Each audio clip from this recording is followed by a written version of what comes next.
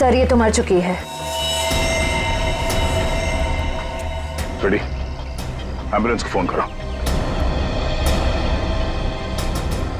ये सब कैसे हुआ? मैंने देखा था सर। क्या हुआ था? सर हमारे आंखों के सामने एक ट्रक आया और इस औरत को कुचलकर चला गया सर। श्रेया कुछ मिला? नहीं सर, कुछ भी नहीं मिला। जब ये हादसा हुआ तब आप कहाँ थे? सर हम लोग उस चाय की दुकान पर चाय पीने आए थे, तभी मैंने देखा सर कि ये औरत वहां से भागती हुई आ रही थी सर।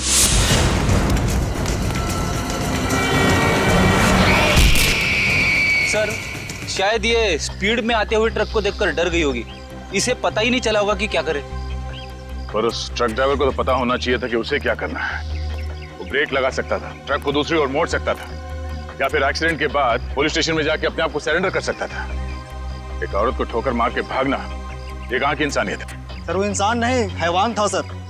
वो ट्रक को फुल स्पीड में लेकर आया सर और इस औरत को कुचलकर चला गया। तुमने उस ट्रक का नंबर नोट किया? नंबर देखा था? हाँ सर।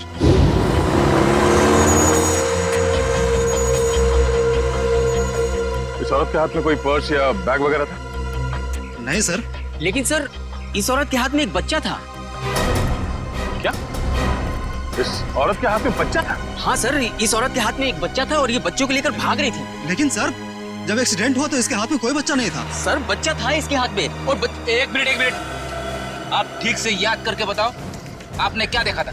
सर मैं अपनी दुकान में था और इस औरत को देखा तो इसके हाथ में एक बच्चा था और ये बच्चे को लेकर भाग रही थी साहब। जिन्होंने इस औरत को बच्चे के साथ भागते हुए देखा, और इन साहब का कहना है कि इस औरत के हाथ में बच्चा था ही नहीं। पर अगर इस औरत के हाथ में वाकई में बच्चा था तो बच्चा कहाँ गया? कहीं ऐसा तो नहीं कि इस औरत ने बच्चे को कहीं छोड़ दिया? हो सकता है फ्रेडी, उस बच्चे को ढूंढना होगा।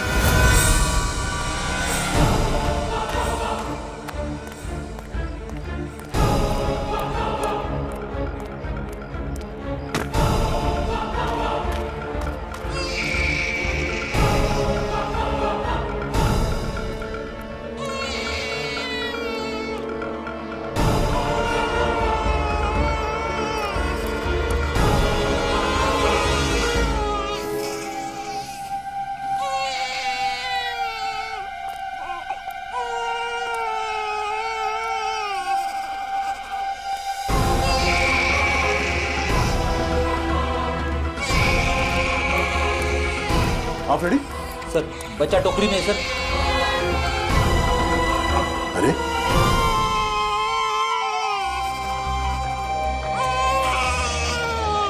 उस औरत ने बच्चे को यहाँ पे टोकरी में छोड़ दिया। लेकिन सर कोई अपने बच्चे को इस तरह टोकरी में छोड़ के क्यों जाएगा?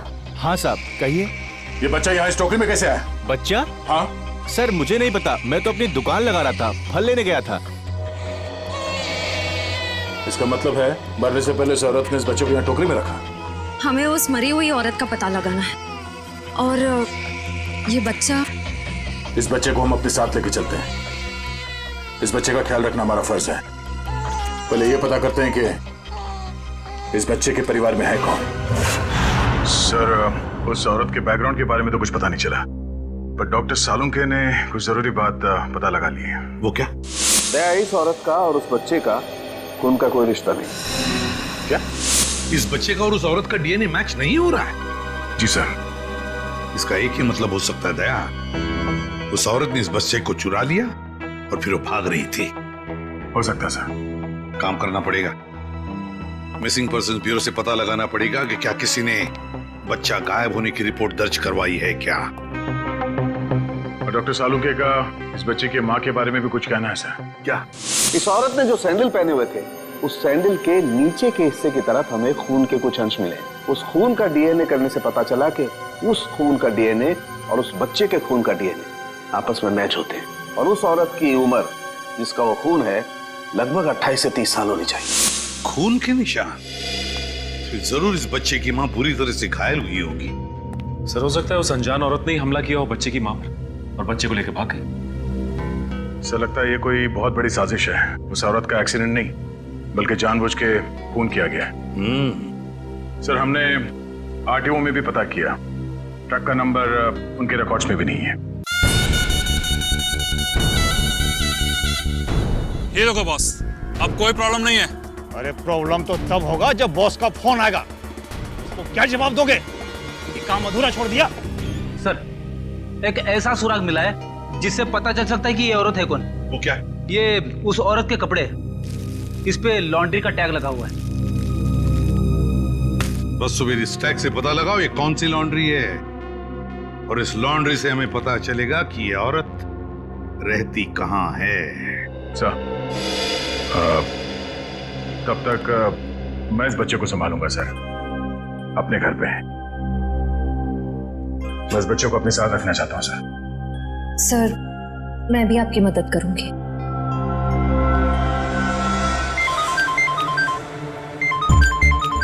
उसी का फोन है।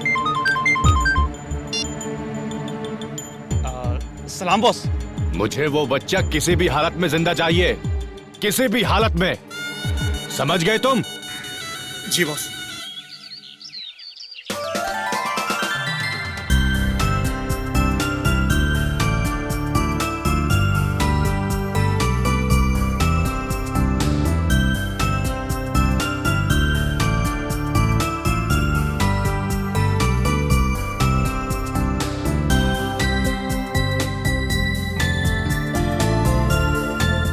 सर, आप शांत हो जाइए, मैं इसे संभालती हूँ।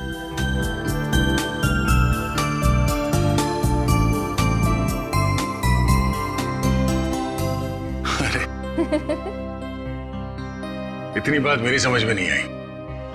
ये बड़े से बड़े मुजरिम को मैं आराम से निपट सकता हूं, पर छोटे बच्चे को संभालना जरा मुश्किल काम है ना। सर, एक बात कहूं, आप कुछ भी कर सकते हैं। आपके लिए कोई काम मुश्किल नहीं है।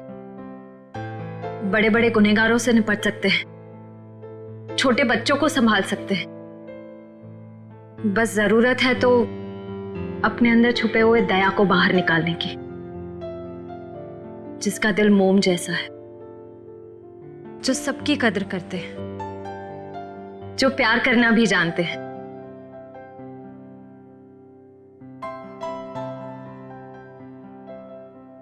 I mean, जो सबकी इज्जत करना भी जानते हैं। अब चिंता करने की कोई जरूरत नहीं है सर, मैं आ गया हूं। अरे फिर तुम, क्या बात है? आओ। सर, हाँ। जब मुझे एहसास हुआ कि आप अकेले बच्चे को संभाल नहीं पाओगे तो मैं आ गया। लाओ, बच्चा दो।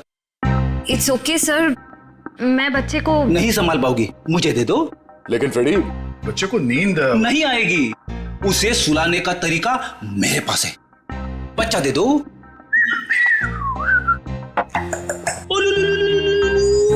अला अला अला अला।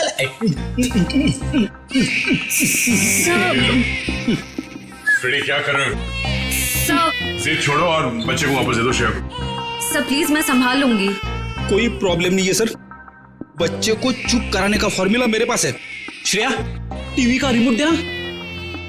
अब देखना सर, ये कार्टून चैनल देख के बच्चा कैसा खुश होता है। कौन से नंबर पे?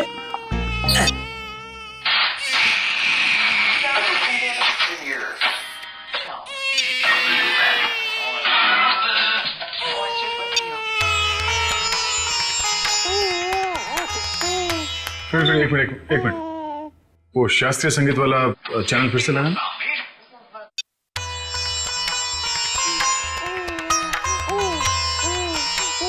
सुरों की काफी समझ है इसे। हाँ सर, बड़ा होके बड़ा संगीतकार बनेगा। सब हो रही दुकान।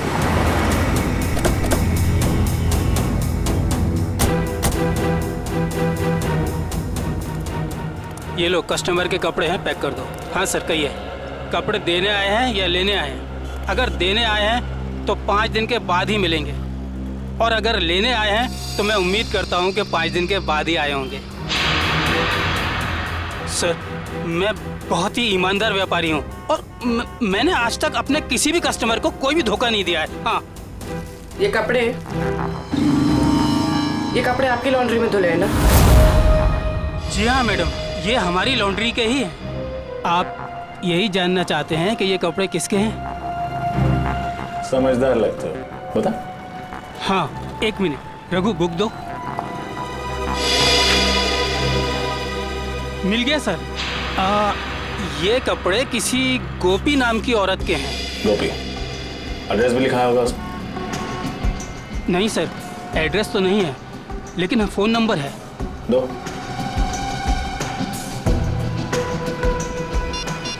साहब, मुझे तो पहले से शक था जब वो लड़की यहाँ कपड़े डालने आई थी। ऐसा क्या किया था उसने? मैडम, मैंने बोला 5 दिन बाद कपड़े लेके जाना। वो बोली मैं 2 दिन में आऊंगी। मैंने कहा नहीं मिलेंगे, तो मुझसे गुस्सा करने लगी। बोली तुम्हें धोबी घाट पर ले आकर उल्टा लटका दूंगी, और किसी के साथ मोटरसाइकिल में बैठकर चली गई। उस मोटरसाइकिल वाले का चेहरा देखा था तुमने? साहब, उस समय शाम हो चुकी थी और वो रोड के उस पार खड़ा हुआ था, तो मैं ध्यान नहीं दे पाया साहब। इस मोबाइल नंबर के जरिए हम उस मोटरसाइकिल वाले तक पहुंच जाएंगे। चुप रहो, समझे? तो एक बार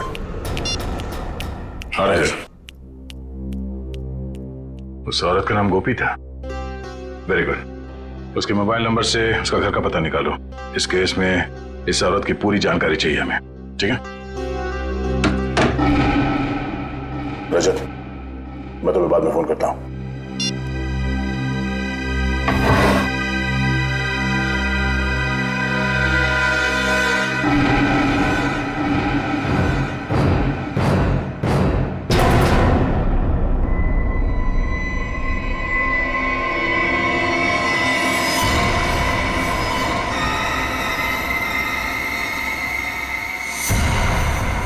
दया, तुम फौरन अपनी बंदूक नीचे रख दो, वरना इस लड़की का भेजा बाहर कर देंगे। दया, तुमसे हमारी कोई दुश्मनी नहीं है, बस ये बच्चा हमारे हवाले कर दो और अपनी जान बचा लो। अपनी जान की परवाह करने वाले कायरों को हम सीआईडी में भर्ती नहीं किया करते। अगर इस बच्चे को किसी ने छुआ भी ना, तो तुम सबकी अर्थी यहीं से उठेगी। अर्थी तो इस छोकरी की उठेगी दया।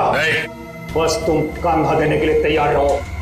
बंदूक नीचे रखो, नीचे रखो बंदूक। सर, आप मेरी परवाह मत कीजिए, आप गोली चलाइए। चुप! दया, गन नीचे रख, नीचे रख गन दया, वरना इस छोकरी की खोपड़ी उड़ा दूंगा मैं। एक मिनट।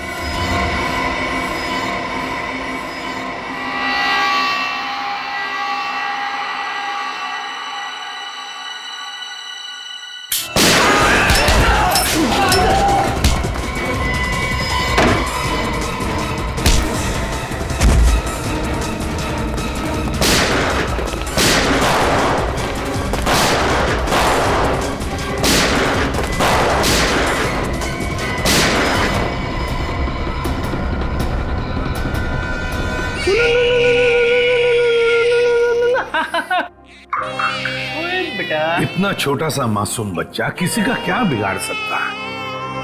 ये तो कोई राक्षस ही है जो ऐसे मासूम बच्चे पर हमला करने को देखता है। सर, उस गुंडे का क्रिमिनल रिकॉर्ड मिल गया। क्या नाम है उसका? उसका नाम शमी है और उस पे कॉन्ट्रैक्ट किलिंग और किडनैपिंग के 3 केसेस चल रहे हैं। कॉन्ट्रैक्ट किलिंग और किडनैपिंग? लेकिन ये सिर्फ कॉन्ट्रैक्ट किलिंग का केस नहीं है, ये कुछ और ही चक्कर है, कोई बड़ी साजिश है ये। सर, मोबाइल कंपनी ने गोपी का जो एड्रेस दिया था वो गलत है सर। गलत है? हाँ सर। मतलब सर, ये सब पहले से प्लान था?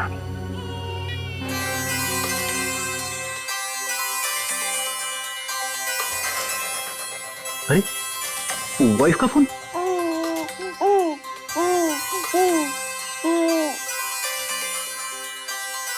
कैसी लगी ट्यूब? अच्छी अच्छी अच्छी।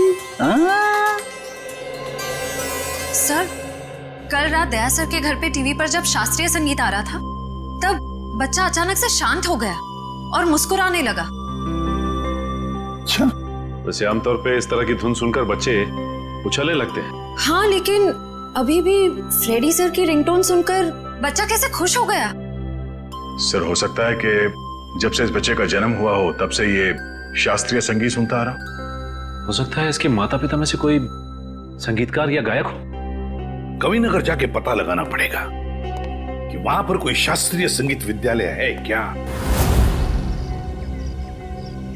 ता थई तत थई ता थई तत थई ता थई तत थई तत थई ता थई तत थई ता थई तत। एक मिनट,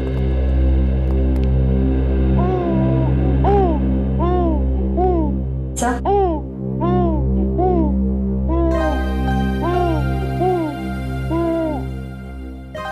लगता है सही जगह पे हैं। नमस्ते। नमस्ते।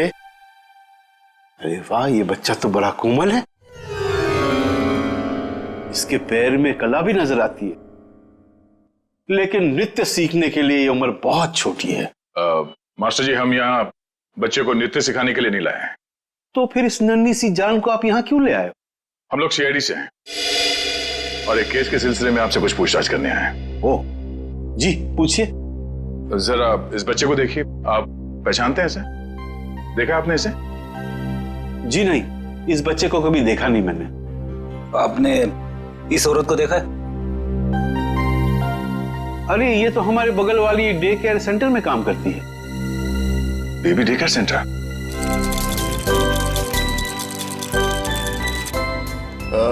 एक्सक्यूज मी, आप इस औरत को पहचानती हैं? ये तो गोपी है, हमारे यहाँ आया का काम करती है। लेकिन हुआ क्या ऐसे? कल एक ट्रक एक्सीडेंट में उसकी मौत हो गई है। खैर, आप इस बच्चे के बारे में क्या बता सकती हैं? इसका नाम बॉबी है और इसकी माँ का नाम जूही है। ये एलएसटी सोसाइटी में रहती है। LST society?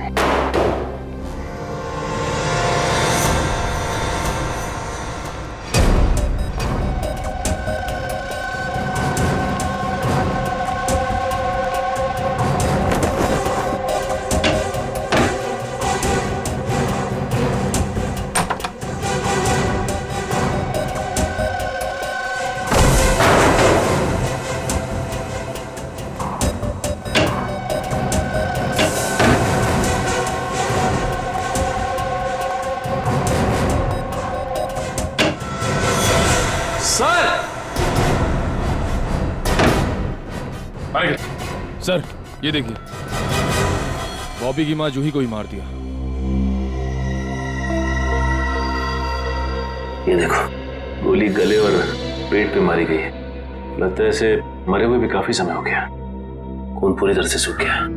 सर, ऐसा लग रहा है मैंने इनको कहीं देखा है, लेकिन याद नहीं आ रहा कहाँ देखा है।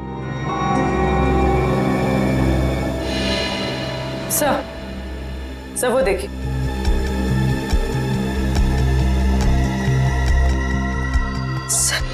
खून से सने हुए जूतों के निशान। ये देखो पूर्वी, ये चप्पल के निशान तो बिल्कुल वैसे ही हैं जैसी चप्पल गोपी ने पहनी हुई थी। इस औरत ने जो सैंडल पहने हुए थे, उस सैंडल के नीचे के हिस्से की तरफ हमें खून के कुछ अंश मिले और वहां से भी हमें सूखा हुआ खून मिला था। अभी कोई संजोग तो नहीं हो सकता है ना सर? पर सर, गोपी तो गुनहगारों की साथीदार थी। वो खिड़की से बच्चे को लेकर क्यों भागेगी? ये समझ में नहीं आ रहा कि वो यहाँ आई क्यों थी। वो तो नर्सरी में आया का काम करती थी ना। मगर सर, जूही को मारने के बाद बच्चे को अगवा करने की क्या जरूरत थी? एक बच्चे से किसी का क्या फायदा हो सकता है? सर, लगता है ये जूही के पति की फोटो है। लेकिन ये जूही के पति की फोटो है नहीं, बल्कि थी। हॉल में इस फोटो पे हार चढ़ा हुआ था।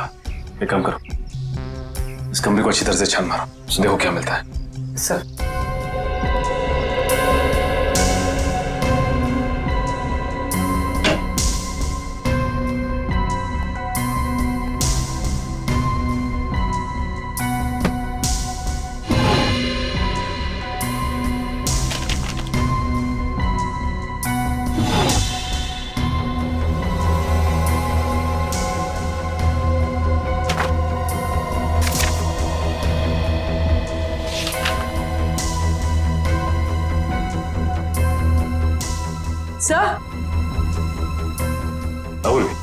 सही देखिए,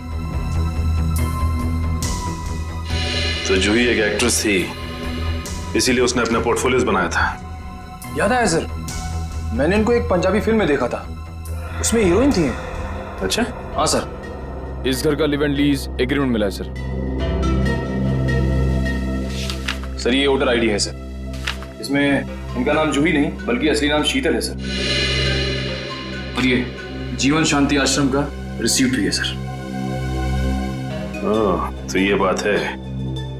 ये जूही उर्फ शीतल 5 सालों तक एक आश्रम में रह रही थी और 1 साल पहले ही आश्रम से बाहर आई है। मगर सर, एक फिल्म की हीरोइन 5 साल तक आश्रम में क्यों रहेगी?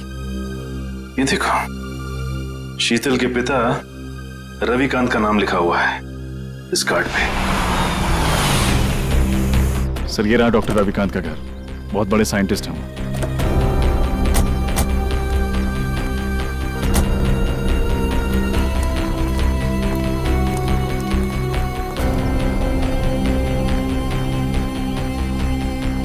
सर, ये घर तो लगता है काफी टाइम से बंद पड़ा है। हाँ रजत, ये देखो कितने दिनों के अखबार पड़े हैं यहाँ पर, ये सारे खत पड़े हैं। काम करो, इन दोनों घर के अंदर जाके अच्छी तरह से तलाशी देखता हूँ ये चिट्ठियां क्या है।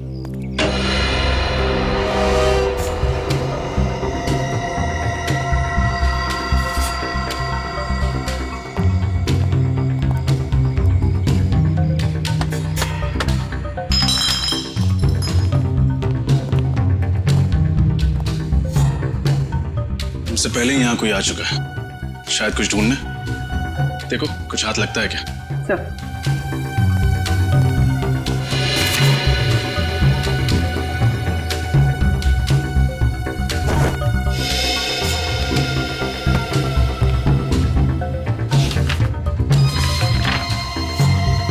Legal notice? अरे सुनिए सुनिए, देखिए मैं सीआईडी से हूं। एक बात बताइए, आप रविकांत जी को जानते हैं? हाँ सर, 10 सालों से वो मेरे पड़ोसी हैं। अचानक उनकी मौत की खबर सुनकर बहुत दुख हुआ। अचानक मौत हो गई रविकांत जी की? कब, कैसे? गाड़ी की स्पीड इतनी तेज थी कि वो कंट्रोल नहीं कर सके और वो जाके नदी में गिर गए। Oh my God. कुछ मिला? नहीं सर। ये रविकांत जी का एक्सीडेंट ही था या? एक्सीडेंट ही था सर। ठीक है, थैंक यू वेरी मच। अब जा सकते हैं। नोटिस कैसी?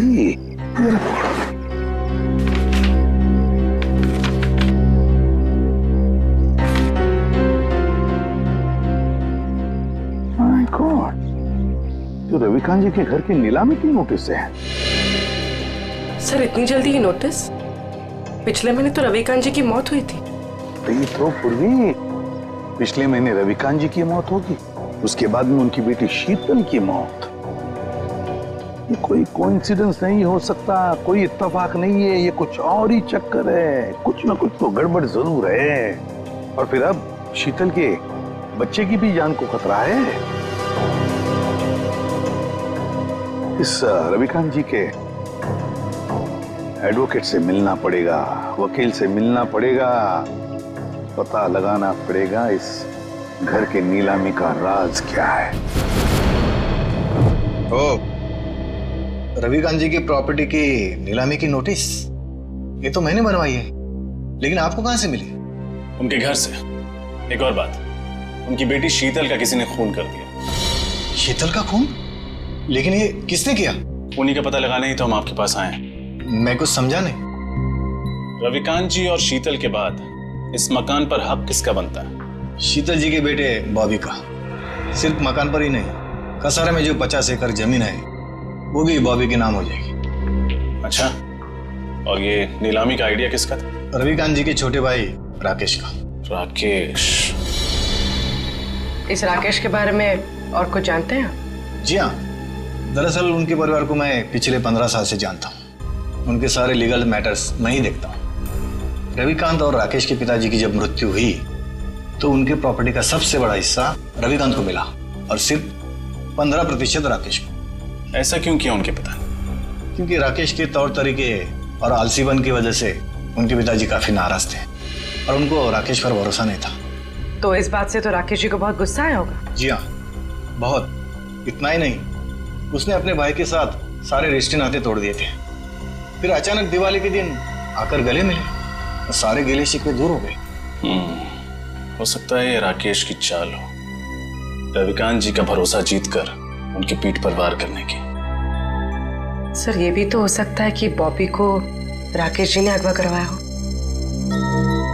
ये तो राकेश से मिलकर ही पता चलेगा।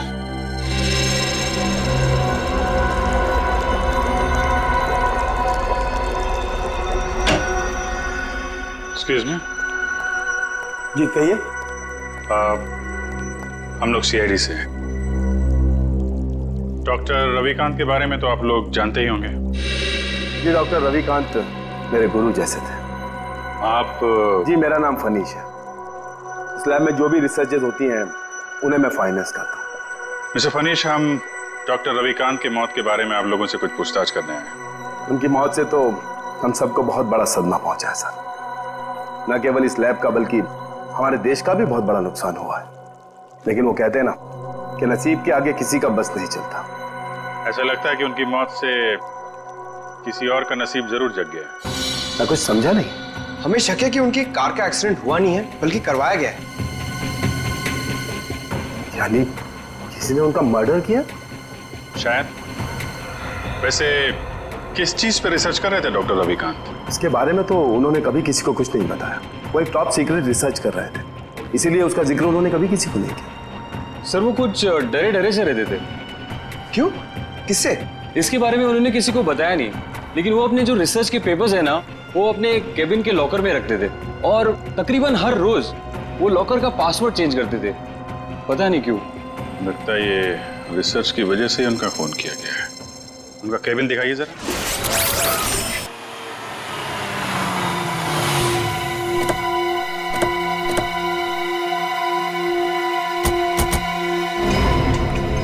सर गाड़ी तो यहीं खड़ी है, राकेश घर में ही होगा। हाँ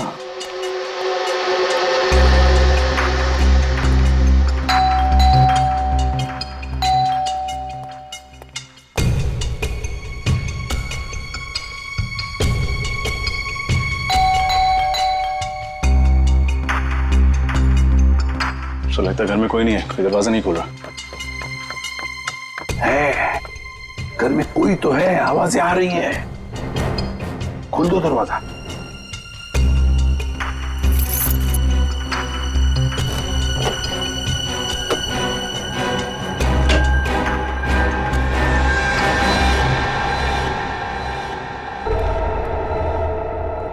संभल के। 3 खून किए उसने।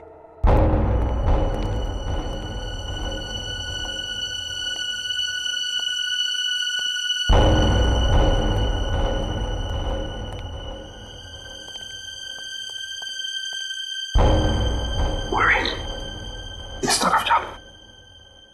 Sir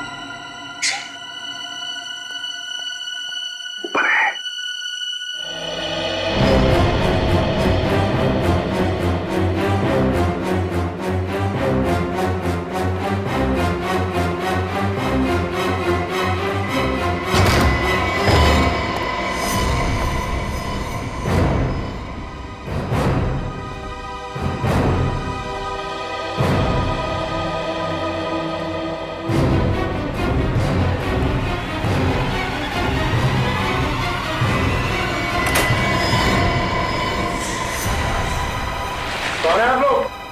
CID. लेकिन मैंने किया क्या है? या क्या है? हैं? या क्या है? अभी पता चल जाएगा क्या क्या है। इसके घर की अच्छी तरह से तलाशी लो। सर आप पूरे घर की तलाशी ले लीजिए, पर प्लीज मुझे ये तो बताइए कि मेरा गुनाह क्या है? रविकांत और शीतल को क्यों मरवाया तुमने? शीतल का कत्ल हो गया सर? कब और कैसे? कब और कैसे? बड़े भोले बनने की कोशिश कर रहे हो राकेश जी। हैं? सर प्लीज मेरा यकीन मानिए, इसके बारे में मैं कुछ नहीं जानता। झूठ बोल रहे हो तुम। रविकांत और शीतल को पहले मरवाया और फिर शीतल के बच्चे को अगवा किया। इस औरत को पैसे दिए थे ना तुमने ये सब करने के लिए? क्यों? नहीं सर, मैंने ऐसा कुछ नहीं किया। इस औरत को मैं पहली बार देख रहा हूं सर। मैं रवि भैया और शीतल का खून क्यों करवाऊंगा? इसलिए इस जायदाद के लिए, जायदाद के पेपर थे, है ना? क्यों?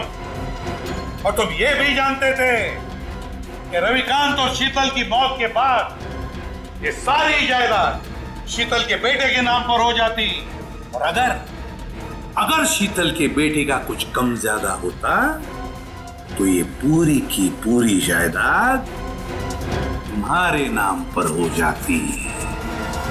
यही चाहते थे ना तुम? जी सर, लेकिन क्या? लेकिन क्या? लेकिन सर, मैंने किसी का खून नहीं किया, और ना ही सर मैंने बॉबी को किडनैप करवाया। प्लीज मेरा यकीन मानिए। तुम्हारा यकीन करूं? क्यों? क्यों यकीन करूं तुम्हारा मैं? है?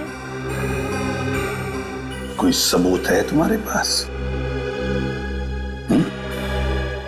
हाँ सर, एक मिनट।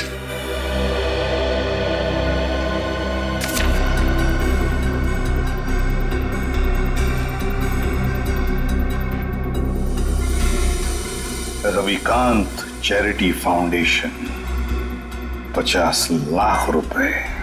जी सर, जायदाद में जितना भी मेरा हिस्सा था उस सबको बेचकर सारे रुपए में रवि भैया की चैरिटी में डालने वाला था। सर, भगवान का दिया हुआ मेरे पास सब कुछ है। पैसों के लिए मैं अपने भैया का खून क्यों कर रहा हूं? सर,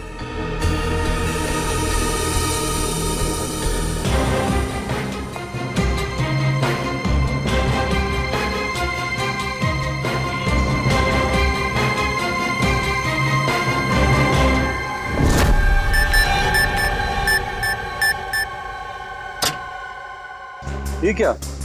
लॉकर तो खाली है। खाली है? अभिजीत, ये देखो अभिजीत, ये रिसर्च पेपर्स हैं, जला दिए गए हैं। वही पेपर है ना?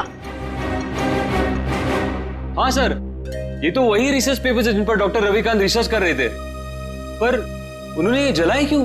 शायद उन्हें डर होगा कि ये रिसर्च के पेपर किसी गलत हाथों में ना पड़ जाए। पंकज, मिला कोई? नहीं सर, सारी फाइल्स डिलीटेड है। एक फाइल है, इसको मैं खोलने की कोशिश कर रहा हूँ सर, एक सेकंड। सर, खुल गई। क्या है इसमें? पता नहीं, साइंस के आई थिंक कोई फॉर्मूलाज है, मेरे तो कुछ समझ में नहीं आ रहा है। मैं देखता हूं।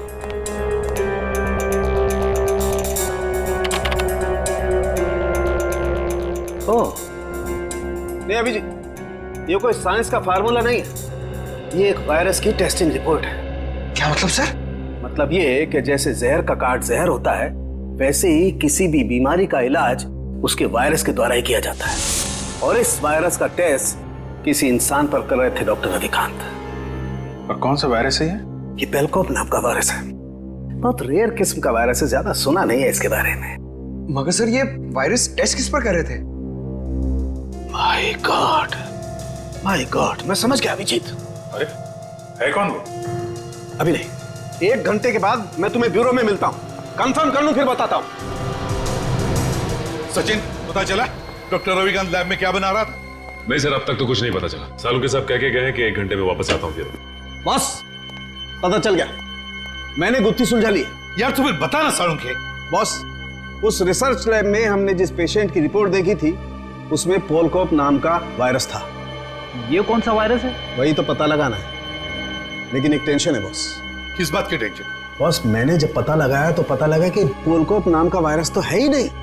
अरे तो फिर सालुंके साहब, उस मरीज के शरीर में ये वायरस आया कहां से? वही तो बॉस, मैंने जब उस बच्चे का ब्लड टेस्ट किया दोबारा से तो पता ये चला कि उसे हिस्लेक्सिया नाम की बीमारी है, सांस लेने की बीमारी, जिसका कहीं कोई इलाज नहीं। लेकिन जब मैंने बच्चे का ब्लड टेस्ट किया तो पता ये चला कि हिस्लेक्सिया का असर उसके शरीर में, उसके खून में धीरे धीरे कम हो रहा है। वो कैसे? वही तो प्रॉब्लम है बॉस। जब मैंने बच्चे का ब्लड टेस्ट दोबारा से किया तो पता लगा कि उसके शरीर में अलग अलग किस्म के वायरस हैं, जिसकी वजह से हिस्लेक्सिया का असर उसके खून में धीरे धीरे कम हो रहा है। और इन्हीं वायरस में से पोलकॉप वायरस भी है। मतलब वो टेस्ट रिपोर्ट बच्चे की थी? हाँ बिल्कुल। मतलब ये जो कुछ भी हुआ है इस पोलकॉप वायरस की वजह से ही हुआ है। कोई तो है जो इस पोलकॉप वायरस पर कब्जा करना चाहता है।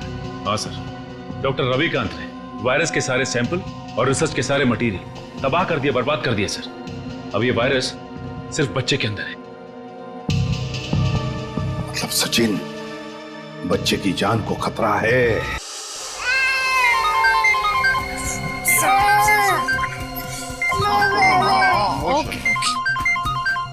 एसीपी साहब का फोन। Hello sir. क्या बच्चे के शरीर में वायरस इंजेक्ट किया गया? सर लगता है इसीलिए उसका टेम्परेचर उतर नहीं रहा, उसे बुखार है सर।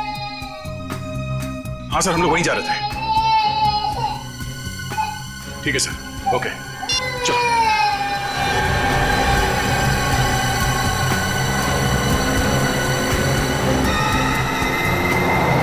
चलो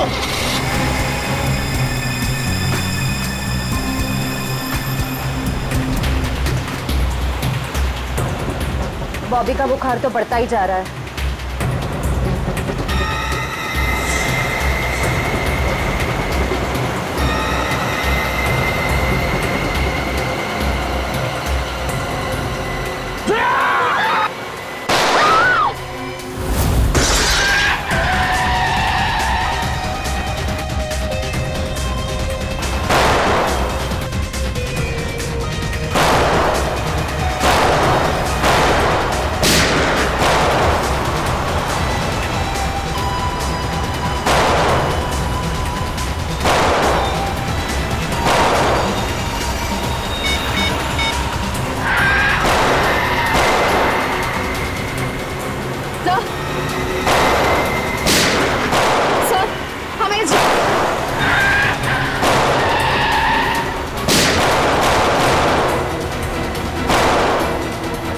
तुम ठीक हो?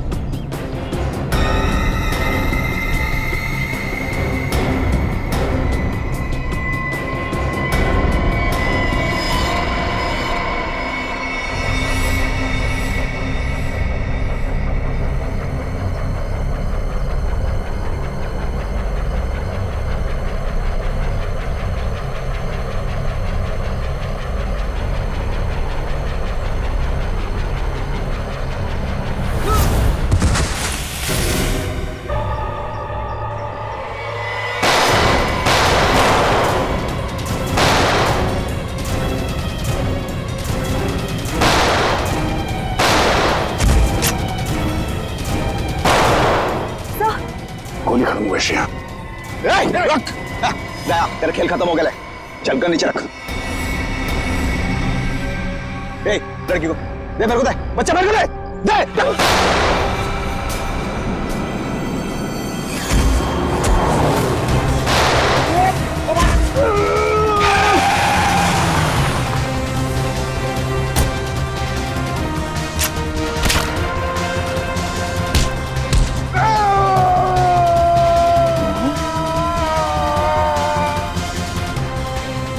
शेर का शिकार करने निकले थे गीदड़ लोग। बोल, किसके कहने पे किया ये सब? शर्म आनी चाहिए तुम्हें। एक मासूम बच्चे के साथ तुमने ऐसी घिनौनी हरकत की। मैं मजबूर था ऑफिसर। मैंने डॉक्टर रविकांत की रिसर्च पर लाखों रुपए खर्च किए, यह सोचकर कि रिसर्च कामयाब होगी तो मैं करोड़ों रुपया कमाऊंगा, मेरी कंपनी के शेयर्स फिर से टॉप पर आ जाएंगे। लेकिन डॉक्टर रविकांत अपने इन्वेंशंस तुम्हें नहीं बल्कि सरकार को देना चाहते थे ताकि हमारे देश के आम लोगों को फायदा हो, पर यह बात तुम्हें बर्दाश्त नहीं हुई। कैसे बर्दाश्त होती सर? लाखों रुपए का जुआ मैंने खेला, सारा रिस्क मैंने अकेले ने उठाया, और डॉक्टर रविकांत वो फार्मूला गवर्नमेंट को देना चाहते थे जो मुझे उसके लिए फूटी कौड़ी नहीं देते थे। और ये बात उन्हें समझाने की मैंने बहुत कोशिश की, पर उन्होंने मेरी एक नहीं सुनी सर। बॉबी को अगवा करने का प्लान तुम्हारा ही था ना? हाँ सर, और जब मुझे पता चला कि डॉक्टर रविकांत ने वो वायरस बॉबी की बॉडी में इंजेक्ट कर दिया है, तो मैंने गोपी को आया बनाकर वहां भेजा और बॉबी को अगवा करने का प्लान बनाया। लेकिन जब गोपी को तुम्हारे घिनौने इरादों के बारे में पता चला, तो उसके अंदर की ममता जाग गई और वो बॉबी को लेकर भाग गई। और उसी की बेवकूफी की वजह से मेरा सारा प्लान चौपट हो गया। अपनी मौत की वो खुद जिम्मेदार है। तुम जैसे हैवानियत के पुतले इंसानियत के बारे में कभी समझ नहीं पाओगे। तुम्हें तो ऐसी सजा होनी चाहिए जिसे देखकर हैवानों की रूह कांप उठे।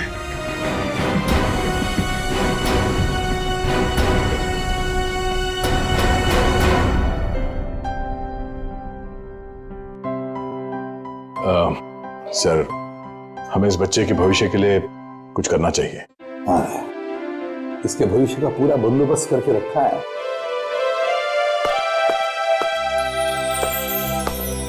सर जी, सर जी, आज के बाद बॉबी को मैं संभालूंगा।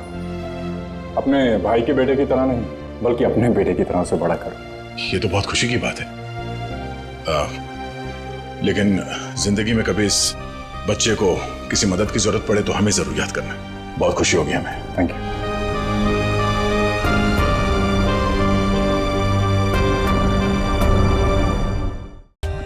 For more updates, subscribe to our channel, click the show links and enjoy watching the videos.